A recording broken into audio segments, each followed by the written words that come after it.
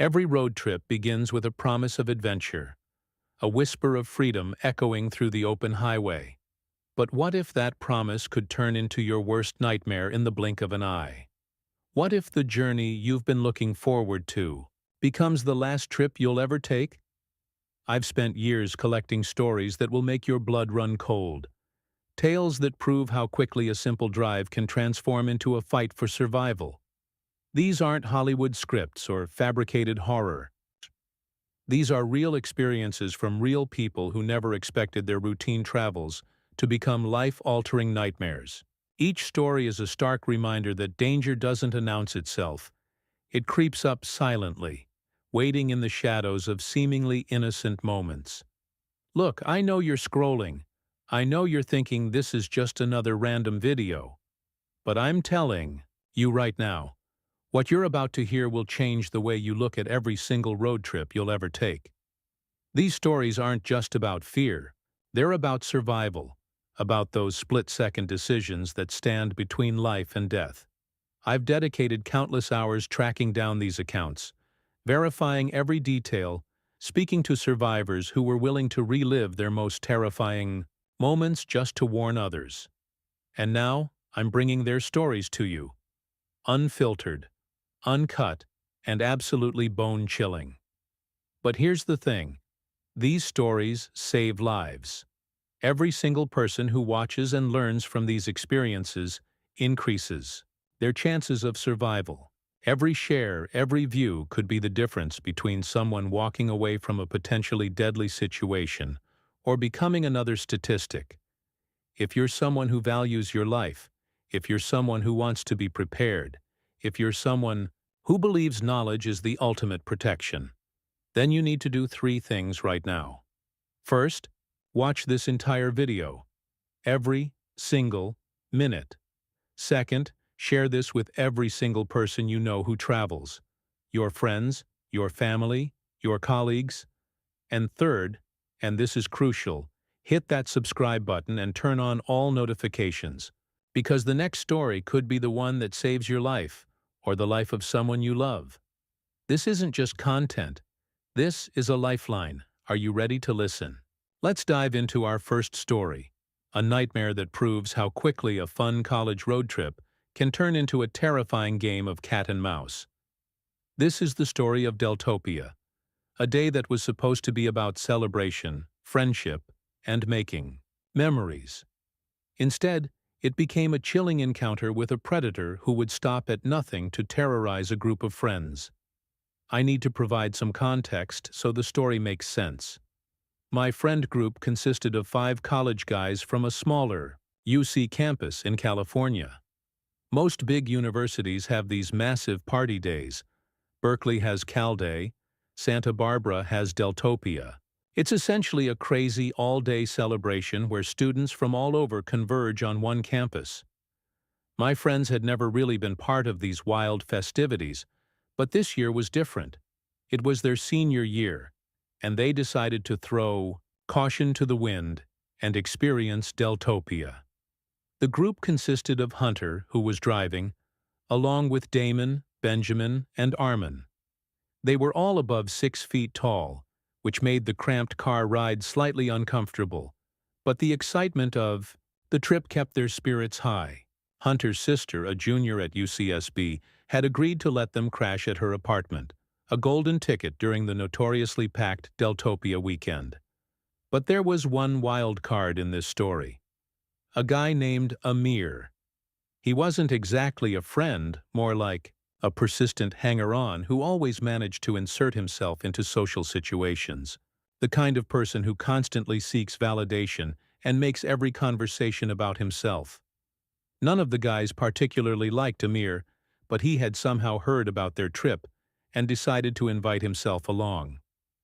The first red flag came when Amir mysteriously appeared at the liquor store where the group was buying alcohol. He just stood there on the curb, hands in his pockets, as if he'd been waiting for them. No explanation, no prior communication, just suddenly present. When they returned to Hunter's sister's apartment, Amir brazenly walked in and declared he was staying, catching everyone off guard. Hunter was furious.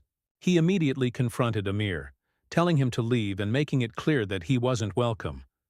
Amir argued and pleaded, but eventually left, or so they thought. What they didn't realize was that Amir had been tracking Hunter's location, essentially, stalking them the entire time. The next day, during the Deltopia celebrations, one of their friends discovered that Amir's location was essentially right on top of them. When they noticed this, the location dot quickly moved away, as if Amir had been watching them from a nearby car. It was bizarre, but they laughed it off, dismissing it as Amir's typical weird behavior. But then came the night that changed everything. In the middle of the night, the narrator was awakened by the sound of shattering glass. Investigating alone, he discovered the sliding glass door had been smashed with a rock. As he moved through the apartment, he noticed the closet door handle moving slightly. His heart racing, he was about to open the closet when something stopped him. Instead, he woke up Hunter. Together they approached the living room, and that's when Hunter pulled a massive kitchen knife out of the closet. Amir had been hiding behind the door, presumably with violent intentions. If the narrator had opened that closet alone, he might not have survived. They immediately called the police, but without concrete evidence, there wasn't much that could be done. Amir had already blocked all of their phone numbers, disappearing as quickly as he had appeared. The most terrifying part? Amir knew where they all lived. The narrator admits that even while telling this story, he's still afraid of what Amir might do next. This story is more than just a creepy encounter. It's a stark reminder that sometimes the most dangerous predators are the ones hiding in plain sight. The people you know, who seem harmless until suddenly they're not. What would you have done in this situation? How do you protect yourself from someone who seems to have no boundaries? Let's dive into our second story. A chilling encounter that proves sometimes the most dangerous predators wear the most convincing disguises. This is a story of a military road trip that came dangerously close to becoming a nightmare, saved only by a split-second decision and a seemingly insignificant detail. It was late April 1996, and I had just finished basic training, assigned to an airbase in San Angelo, Texas. At 24 years old, I was eager to put distance between myself and my Mississippi roots. Joining the military was my ticket to a new life. My closest friends on base were Sebas and Kay, and we were inseparable. That warm weekend in early April, we decided to break the monotony of base life with a spontaneous road trip to Austin. Kay offered to drive her SUV, and we hit the road that afternoon, 3 young military personnel looking for a bit of adventure. About an hour into our journey, something felt off. Sebas was the first to notice a dark-colored Tahoe that seemed to be trailing us a little too closely. At first, it seemed like nothing, just another vehicle on the highway. But then Kay started changing lanes deliberately, and the SUV mirrored her every move. When the vehicle finally put its lights on, we assumed it was a routine traffic stop. But from the moment the driver stepped out, everything felt wrong. This was no ordinary police officer. He was dressed in all-black tactical gear, with only a cryptic patch on his arm that we couldn't quite read. Instead of approaching the driver's window like a normal officer would, he stood behind the car, meticulously examining everything: our luggage, Kay's bumper stickers, the license plate. I've always been observant. It's part of my military training, to process information quickly. And something about this entire scenario screamed wrong. The way he moved, the way he studied our vehicle. It was more like a predator analyzing its prey than a law enforcement officer doing a routine stop. Sebas rolled down the window and asked if there was a problem. The officer sidestepped the question, demanding Kay's license and registration. He then retreated to his vehicle for an unusually long time. When he finally returned, he wasn't alone. 2 more men emerged from the Tahoe, and I could feel my heart rate climbing. The twist came when the officer asked Kay if her father was in the military. Kay laughed and corrected him, explaining that she was military And so were Sebas and I. The moment those words left her mouth, everything changed. The officer's body language stiffened. He glanced back at his companions, and there was this pregnant moment of absolute tension. Then, as quickly as the stop had begun, it was over. The officer handed back Kay's license, mumbled something about a warning, and they all disappeared as fast as they had appeared. We were stunned. Sebas couldn't stop talking about how those weren't real officers and how something sinister was brewing. But we were young, alive, and the excitement of Austin pushed the encounter to the back of our minds. Until a week later, I was in the rec room with Sebas when a local news story stopped us cold. A man and woman had been found murdered in a ditch, just outside San Angelo. The abandoned vehicle at the scene? A black Tahoe that had been reported stolen months earlier from several states away. In that moment, we realized how close we had come to becoming another tragic statistic. The only thing that had saved us was Kay's military bumper sticker, something that had made those men hesitate. We immediately went to the police, reporting every detail of our encounter. Part of me still feels a surge of guilt for not reporting it immediately. But more than that, I can't shake the haunting thought of how easily it could have been us in that ditch. This isn't just a story about a suspicious traffic stop. This is a story about predators who hunt in plain sight, who look for the most vulnerable targets. It's a reminder that sometimes the most dangerous hunters are the ones who know exactly how to blend in. What would you have done? How do you recognize a threat before it becomes real? Remember, your survival often depends on that split second of intuition, that moment when something feels fundamentally wrong. Let's dive into our third story, a cautionary tale that proves a moment of vulnerability can unravel your entire life. This is a story about a solo road trip that turned into a calculated assault that would haunt its victim for months, if not years to come. About 10 years ago, I embarked on what should have been a simple road trip from West Paterson, New Jersey to Fort Worth, Texas. It was a journey to visit my parents, a trip long overdue, as I'd moved away years earlier and hadn't been back much since. The anticipation of seeing family kept my spirits high as I drove through the vast, seemingly endless landscapes of Middle America. Somewhere in the middle of nowhere, maybe Arkansas, maybe the edge of Oklahoma, my car began to act up. At first, I tried to ignore it, hoping the issue would magically resolve itself. But soon I had no choice but to pull over. The surroundings were desolate. Nothing but trees, open fields, and a long, empty road behind me.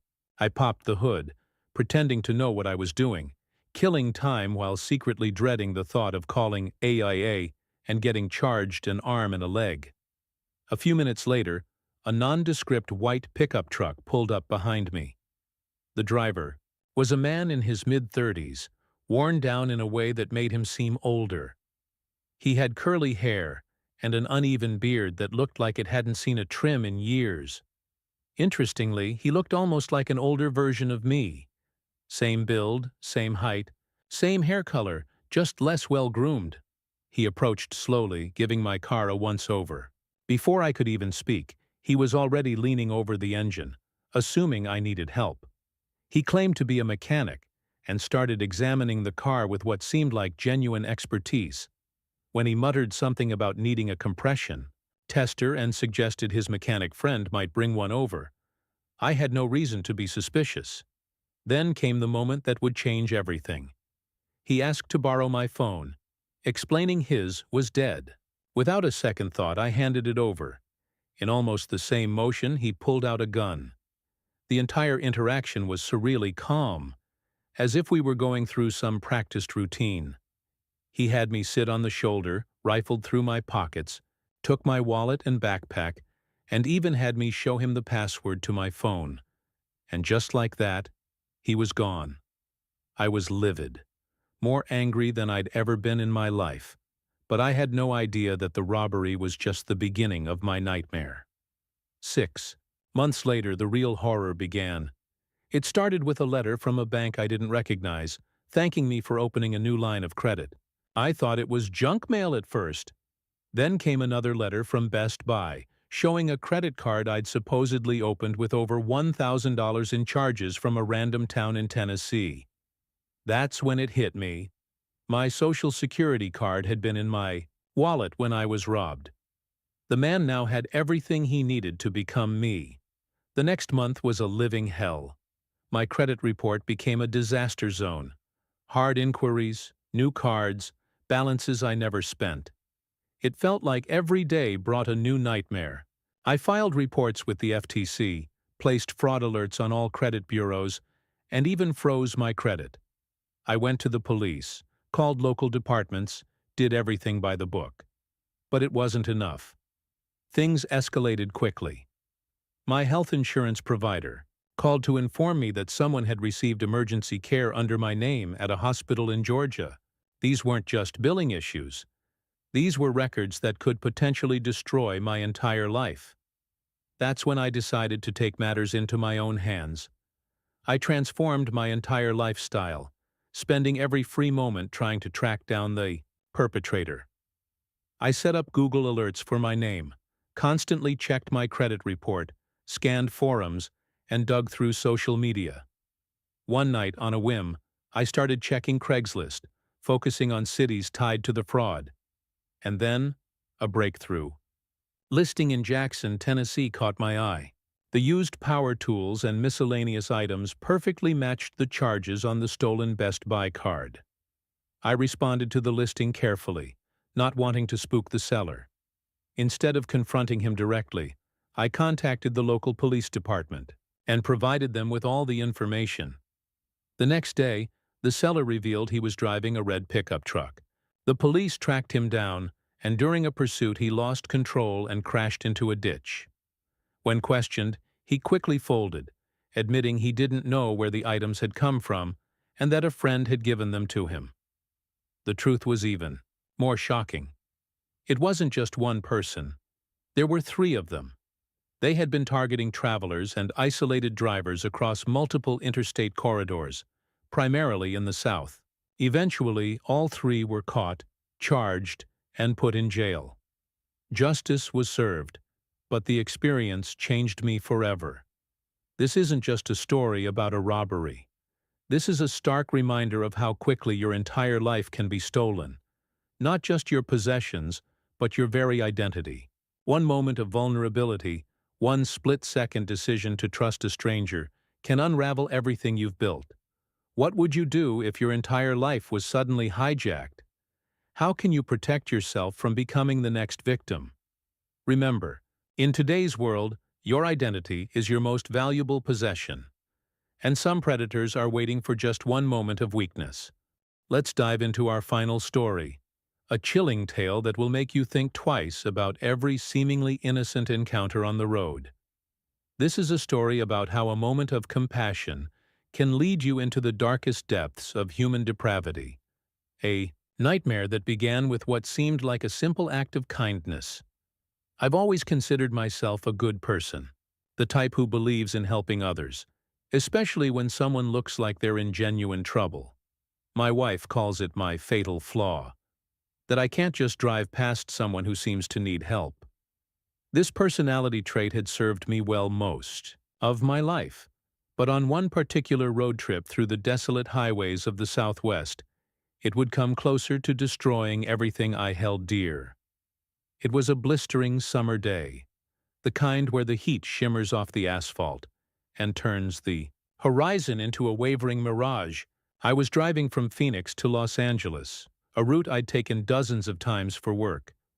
The stretch between Phoenix and the California border is nothing but endless desert. Miles of nothing but rocks, cacti, and the occasional abandoned gas station. About 2 hours into my journey, I saw her, a woman standing by the side of the road looking distressed. Her car was barely visible, a small sedan half hidden behind a rocky outcropping.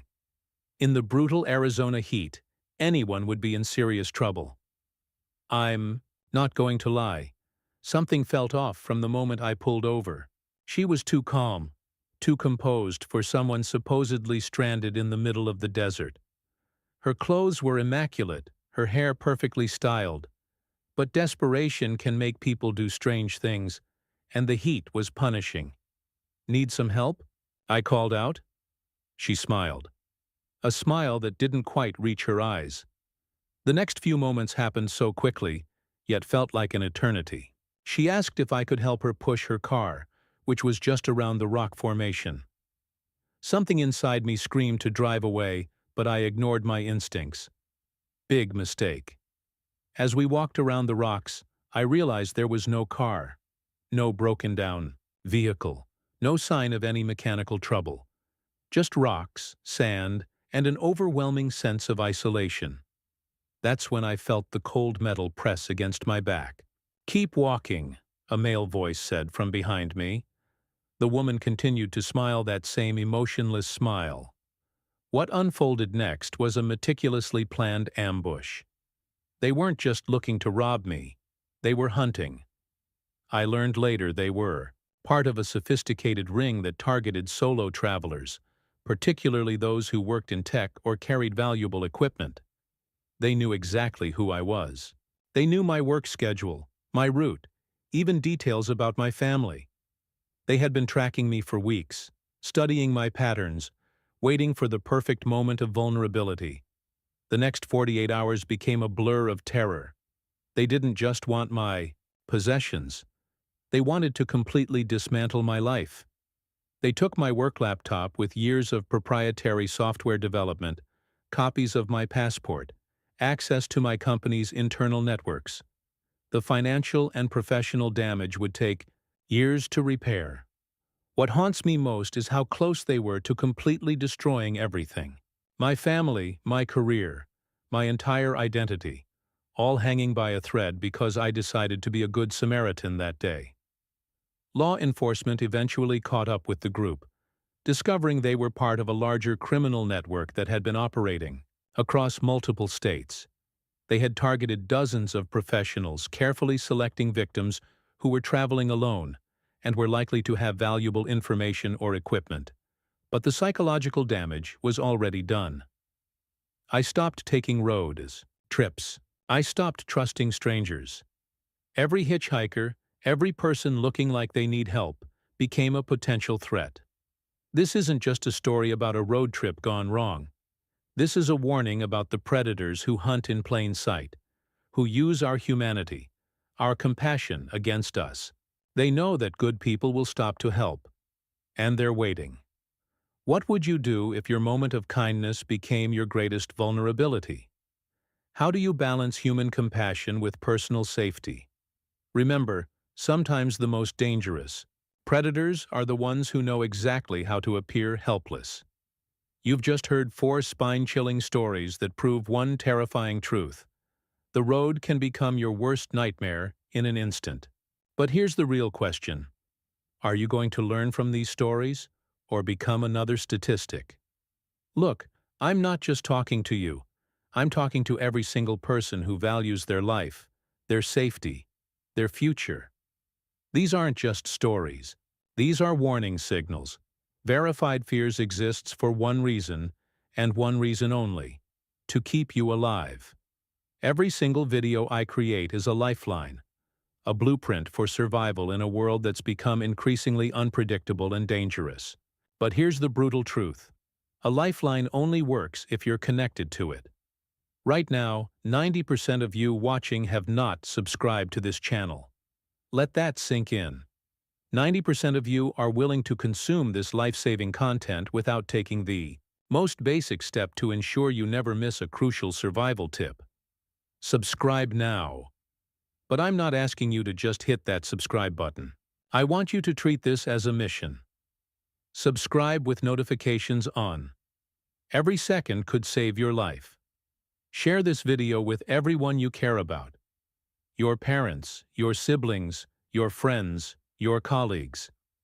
Comment below with the most terrifying road trip experience you've heard or experienced. This isn't about views.